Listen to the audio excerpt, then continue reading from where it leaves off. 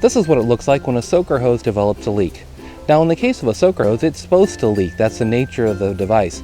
But in this case, we have a slightly larger hole, probably caused by a thorn or maybe even a squirrel nibbling on the soaker hose. But I'm going to show you today how to extend the life of your soaker hose by covering up these larger leaks to ensure that the pressure remains the same throughout the length of the soaker hose, so you don't have to replace it right away. Now I've tried a variety of methods of repairing soaker hoses, again just to extend the life, and this is one of the better ones I found. This is Rust-Oleum's Leak Seal self-fusing silicone tape.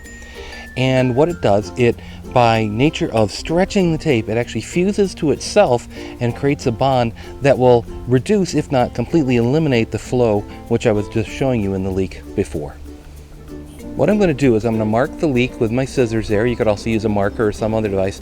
Turn the water off so it's a little easier to apply the tape. Now normally with this tape, you'd want to dry the area completely, but that's more for creating a perfectly watertight seal. In this case, we're be happy with if we just reduce the flow of the area. Now it's very hard to see sometimes where the leak is when you turn off the water. And actually, what I've done in some leaks is I've actually left the water running while I did this, and it does work, but it's basically right about here. I've marked it with the scissors there. Kind of look at it a little closely. I think right there it is. Yeah, I can see it kind of weeping there. So that's where we're going to start. All I want to do is really wipe off the leaves and other detritus there. Find it again. There it is.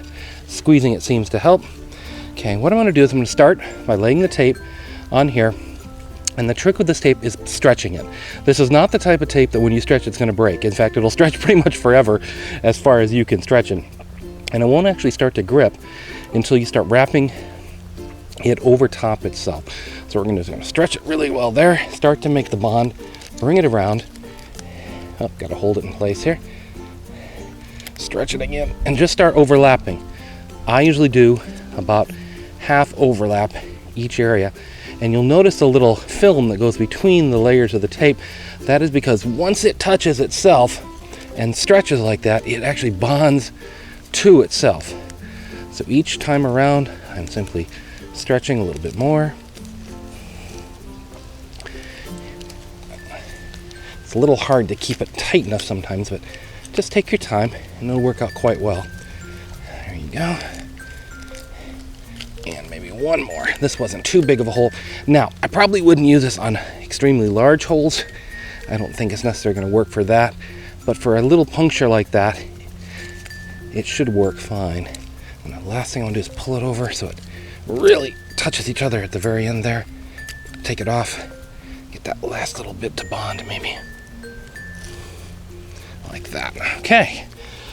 So now what we'll be able to do is turn the soaker back on, and we'll notice here that this one little section won't be dripping at all.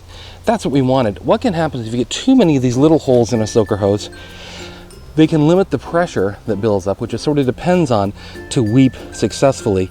This, again, is to extend the life of the hose, not to fix it forever. Eventually, yes, you're going to have to replace this hose.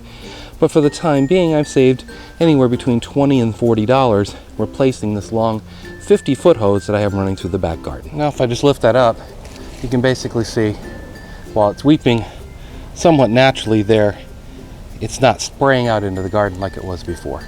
Again, this isn't to fix a hose that's very heavily damaged, but definitely a way of extending its life. One of the tricks of finding a leak like this is actually to walk around your garden, just listening very closely. Even if it's buried under leaf litter and stuff like you see here, you'll hear that jet of water hitting the leaf litter, and that'll actually help you locate it just using the sound of the leak itself.